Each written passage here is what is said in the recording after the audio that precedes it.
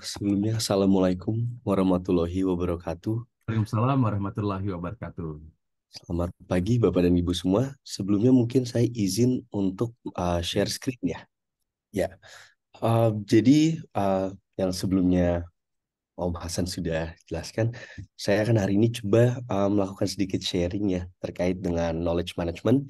Di sini juga ada ayah saya nanti yang mungkin akan menambahkan sedikit Oh, terkait hadir dengan beliau ya. Alhamdulillah. lagi ada di roomnya juga. Oke, alhamdulillah. Jadi terkait dengan knowledge managementnya sendiri, ini adalah sebuah ya konsep yang sebenarnya baru-baru ini sudah sangat naik terkait dengan manajemen pengetahuan.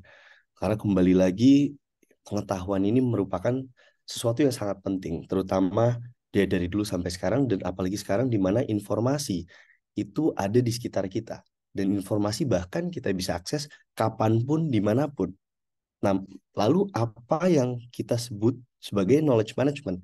Kalau informasi ada di sekeliling kita dan kita bisa mengakses informasi ini kapan saja, di mana saja, apa yang membedakan informasi dengan pengetahuan? Apa itu yang sebenarnya knowledge management, manajemen pengetahuan ini? Sebenarnya manage. Nah, di sini kita ingin membedakan sedikit ya terkait dengan informasi dan knowledge, information dan knowledge. Nah, pengetahuan adalah kapabilitas untuk mengambil effective action atau aksi yang efektif. Informasi adalah sebuah dokumen atau mungkin Google atau mungkin sekarang ada AI, ada macam-macam. Itu adalah informasi. Namun pengetahuan adalah jika kita dapat menggunakan informasi tersebut secara efektif, secara efisien, dan dapat mengimplementasikan informasi tersebut menjadi sebuah aksi. Lalu itu baru menjadi sebuah pengetahuan. Dan di saat ini sangat penting untuk kita bisa melakukan implementasi dari informasi dan membagikan pengetahuan ini dan memanage pengetahuan ini menjadi sangat penting. Yang hari ini juga dilakukan oleh Ustadz Hasan untuk membagikan ayat-ayat dari Quran.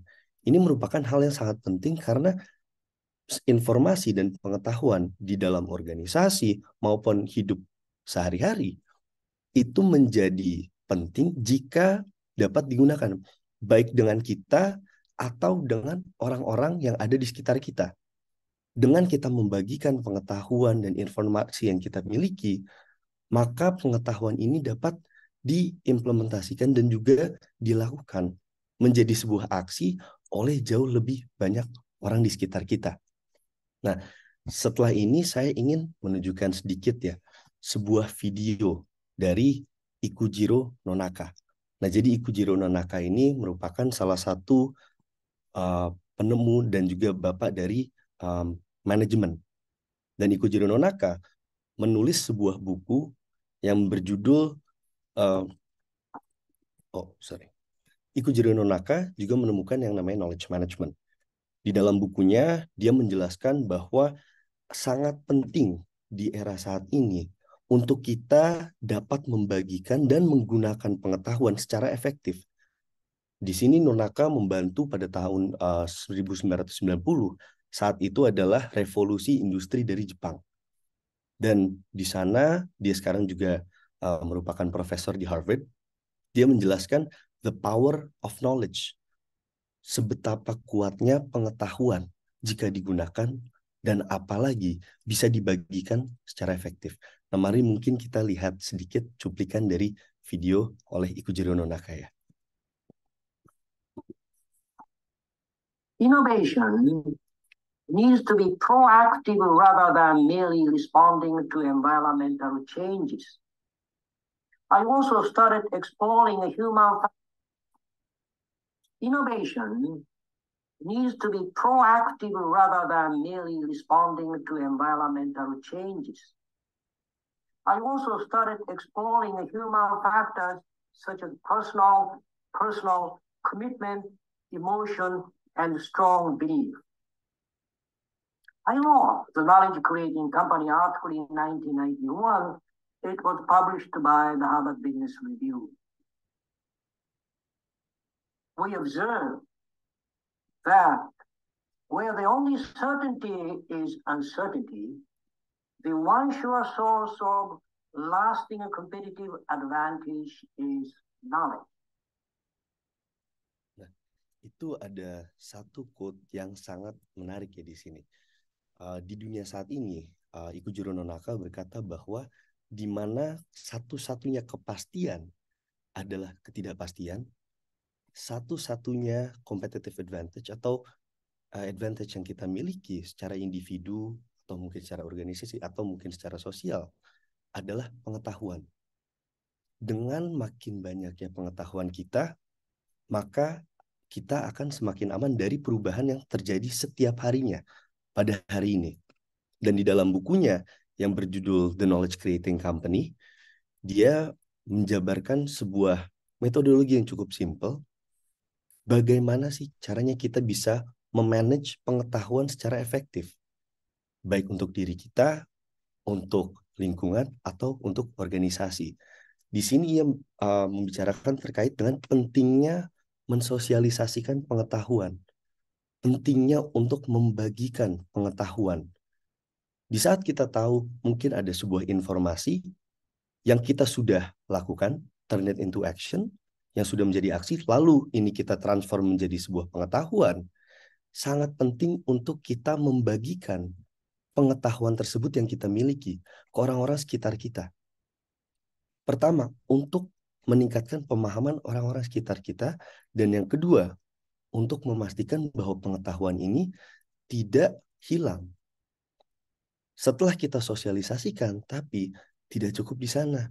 Setelah kita sosialisasikan, Ikujiro no Naka berkata bahwa pengetahuan tersebut harus dieksternalisasi, harus ditangkap.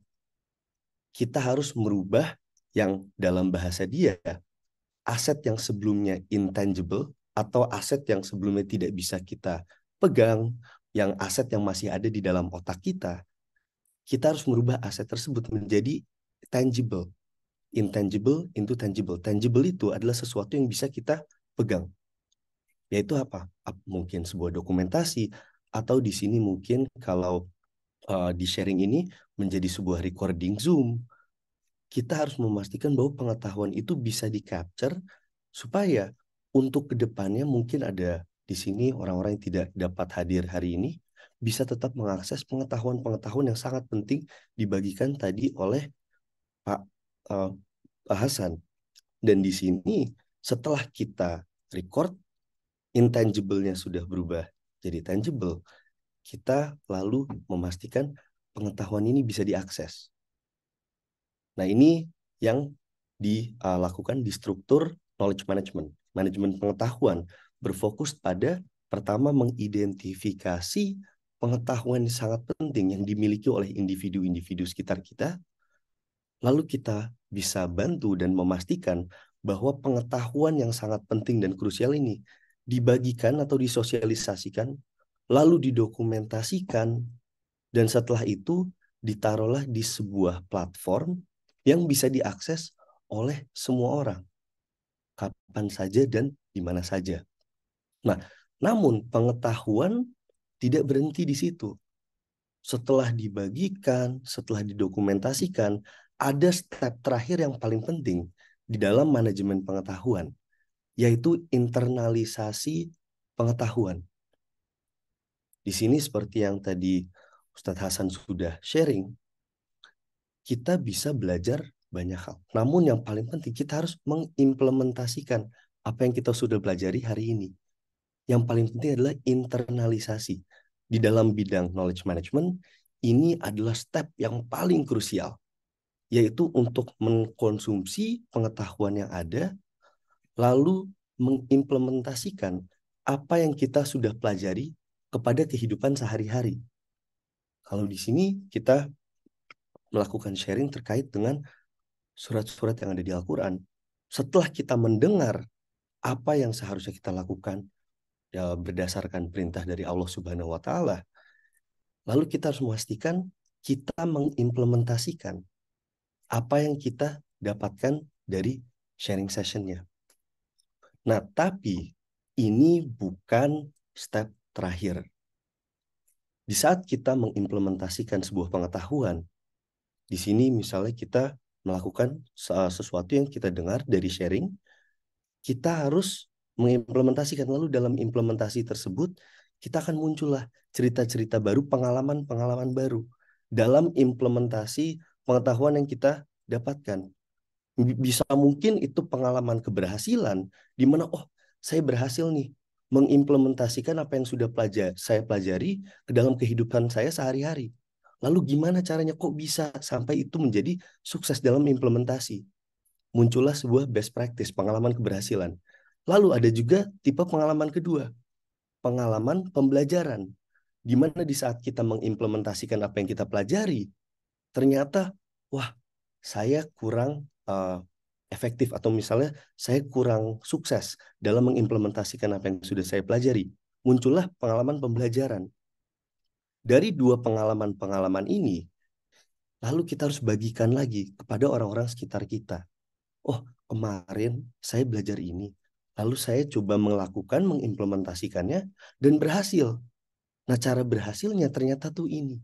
Kita bagikan lagi ke orang-orang sekitar kita, supaya kita bisa memastikan bahwa orang-orang yang di sekeliling kita yang memiliki pengetahuan yang sangat tinggi, ini pengalaman keberhasilan bisa kita replikasi secara masif. Karena pengalaman ini didokumentasikan, dibagikan, lalu dilakukan, maka pengalaman keberhasilannya dapat direplikasi. Lalu bagaimana dengan pengalaman pembelajarannya? Kenapa harus disosialisasikan juga? Karena dengan kita mensosialisasikan, kemarin saya kurang sukses nih mengimplementasikan yang saya pelajari. Kenapa kok bisa?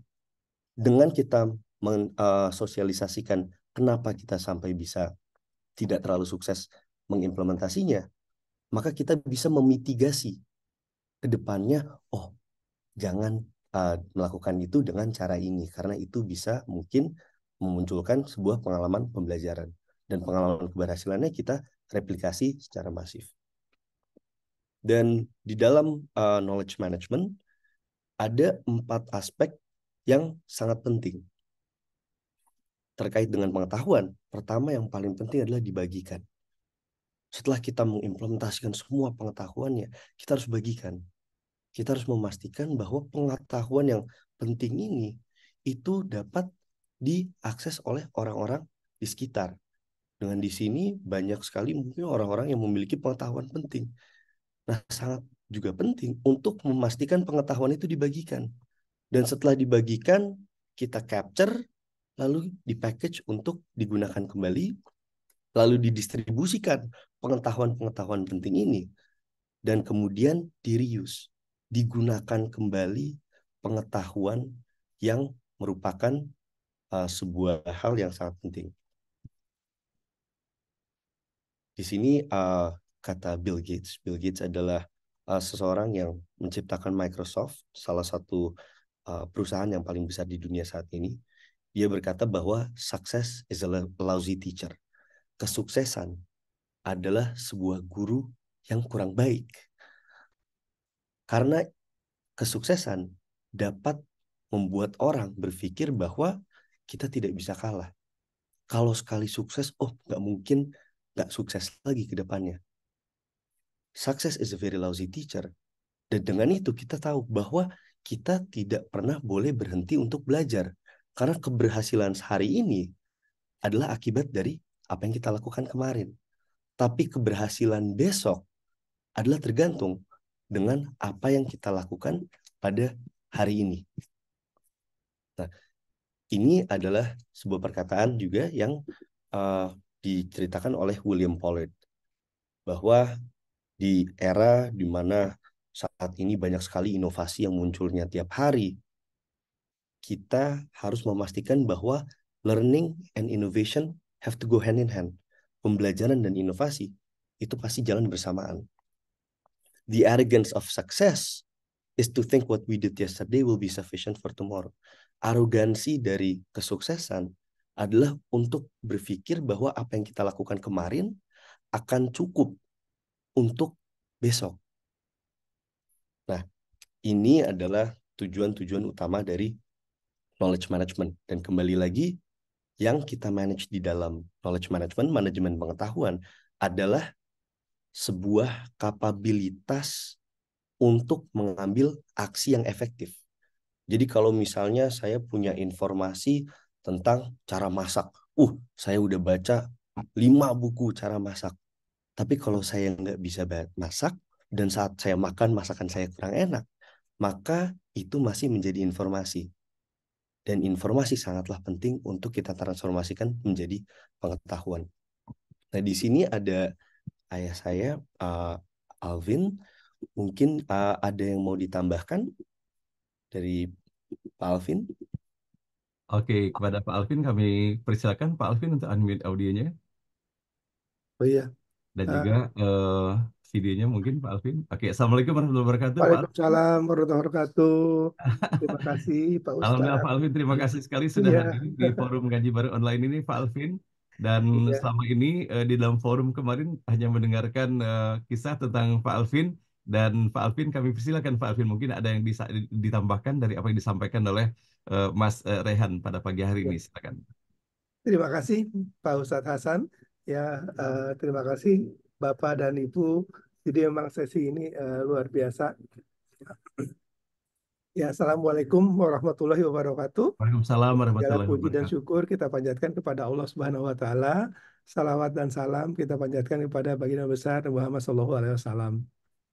Ya, dalam forum ini memang tadi Rian sekilas menjelaskan mengenai pengetahuan dan pentingnya pengetahuan.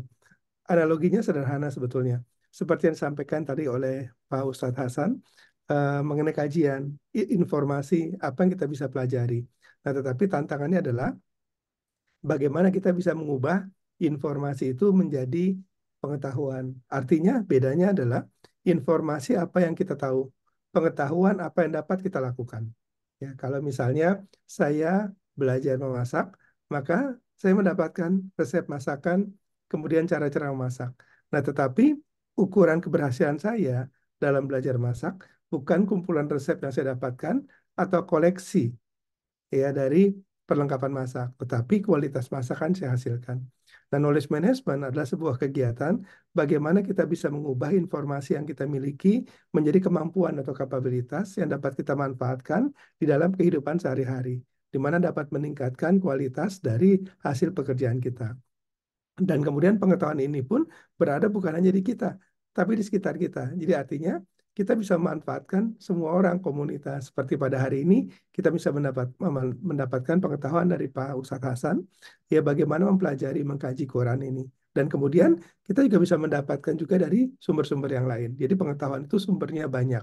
Bisa dari diri kita, dari teman-teman kita, dan dari mana-mana. Nah, tapi tujuannya yang satu, itu bagaimana meningkatkan kualitas dari pekerjaan yang kita lakukan. Knowledge management ditujukan untuk mengelola pengetahuan tersebut. Nah, jadi mungkin itu yang saya dapat tambahkan. Tadi juga kita sampaikan oleh Rehan bahwa ada 4 aliran pengetahuan.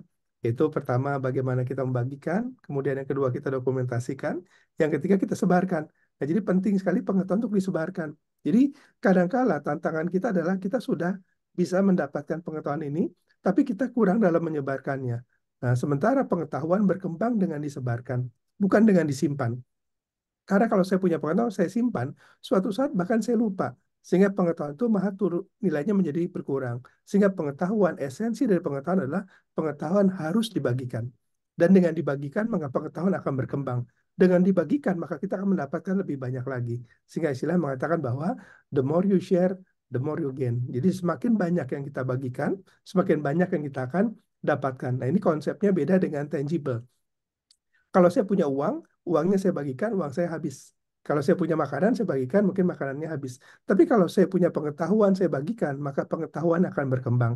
Nah, konsep ini yang dipercaya dan juga diyakini dalam konsep knowledge management. Sehingga salah satu kegiatan paling penting dalam pengelolaan pengetahuan, dalam mengelola pengetahuan adalah membagikan dan menyebarkan pengetahuan. Dengan kita bagikan, maka manfaatnya akan didapatkan. Tapi kalau kita hanya simpan, bahkan kita pun tidak mendapatkan manfaat apa-apa. Nah, mungkin itu sedikit yang saya sampaikan, perbedaan antara aset yang sifatnya tangible, ya uang, kalau kita bagikan habis, dengan aset yang sifatnya intangible, yaitu pengetahuan. Kalau kita bagikan, dia akan berkembang. dan dia akan memberikan dampak yang lebih besar lagi, bahkan kepada kita yang memiliki dan menyebarkan pengetahuan ini. Dan kemudian salah satu juga yang menarik dari konsep knowledge management ini disampaikan bahwa informasi itu mudah didapat, ya, tetapi informasi itu belum tentu relevan dengan apa yang kita butuhkan. Nah, untuk itu kita harus belajar dari orang lain. Jadi belajar, kalau pengetahuan itu menjadi aset yang paling penting, maka belajar menjadi kemampuan yang paling penting. Mengapa? Karena pengetahuan dilahirkan dari proses belajar. Nah, pagi ini kita belajar dari Ustadz Hasan yang mengenai kajian-kajian disampaikan dari ayat Al-Qasas ayat 28 ini. Nah, kita belajar, dan ukuran dari belajar adalah adanya peningkatan pengetahuan. Jadi kalau saya belajar masak, maka ukuran keberhasilan saya adalah sekarang saya bisa masak. Kalau saya belajar mengkaji Quran, maka ukuran keberhasilan adalah saya memahami dan bisa menerapkan. Jadi artinya ukuran saya belajar, saya bisa menerapkan. Dan yang menarik adalah tadi disampaikan sekilas ya, ada kalimat dari perusahaan terbesar hari ini di dunia adalah Microsoft. Nomor satu paling besar, nomor dua itu Apple. Pendiri dari Microsoft itu adalah namanya adalah Bill Gates. Bill Gates mengatakan bahwa, ini dia pernah sharing di bukunya, ini mungkin relevan juga. Dia mengatakan bahwa orang itu kalau belajar akan sukses. Kalau dia belajar, dia meningkat pengetahuan, dia akan sukses. Tetapi seringkali orang-orang yang sudah sukses ini, karena dia merasa sudah sukses, dia berhenti melakukan apa yang membuat dia sukses, itu belajar. Ya dulu waktu saya masih belum bisa, saya belajar. Nah sekarang saya sudah bisa, saya sudah pandai, ya mungkin saya menjadi paling pandai di komunitas saya, maka kemudian saya berhenti belajar. Mengapa? Buat apa saya belajar? Karena sekarang saya sudah yang paling, saya merasa sudah yang paling pandai. Nah karena itu ya berbahaya sekali merasa pandai ini. Ya kalau kata Kiai Haji Mustafa Bisri, dia mengatakan bahwa orang itu akan tetap pandai selama dia belajar, dan begitu dia berhenti belajar, mulailah dia bodoh. Nah ini juga kami sampaikan oleh Bill Gates bahwa seringkali orang-orang yang belajar kemudian dia menjadi sukses. Tapi begitu dia sudah sukses, dia berhenti melakukan apa yang membuat dia sukses, itu belajar. Karena mereka merasa tidak perlu lagi belajar. Karena itu dikatakan bahwa sukses itu bagus. Tapi sebagai guru, sukses seringkali menjadi guru yang buruk, yang mengajarkan kita seolah-olah kita tidak perlu lagi melakukan apa yang membuat kita sukses. Nah, knowledge management adalah sebuah kegiatan yang pada dasarnya sangat sederhana. Yang pertama, ya kalau kita bicara 3 hal, yang pertama adalah memahami pengetahuan apa yang penting untuk kita kuasai agar kita dapat bisa bekerja, beraktivitas dengan lebih baik. Yang pertama, kita memahami pengetahuan apa yang penting. Kalau bidang saya adalah, misalnya saya sebagai engineer, maka bidang saya adalah di engineering. Nah, apa yang saya mesti pelajari? Yang kedua, bagaimana cara saya belajar? Agar proses belajar ini menjadi berkelanjutan. Dan yang ketiga adalah bagaimana saya mengamalkannya. Ya, karena pada akhirnya ilmu yang bermanfaat adalah ilmu yang diamalkan. Nah, mungkin itu sedikit yang saya tambahkan. Ya, terima kasih Pak Ustadz Hasan. Saya kembalikan lagi kepada Pak Ustadz. Ya, billahi taufiq wal hidayah. Assalamualaikum warahmatullahi wabarakatuh. Waalaikumsalam warahmatullahi wabarakatuh. Masya Allah, terima kasih sekali Pak Alvin atas apa yang Pak Alvin sampaikan pada pagi hari ini.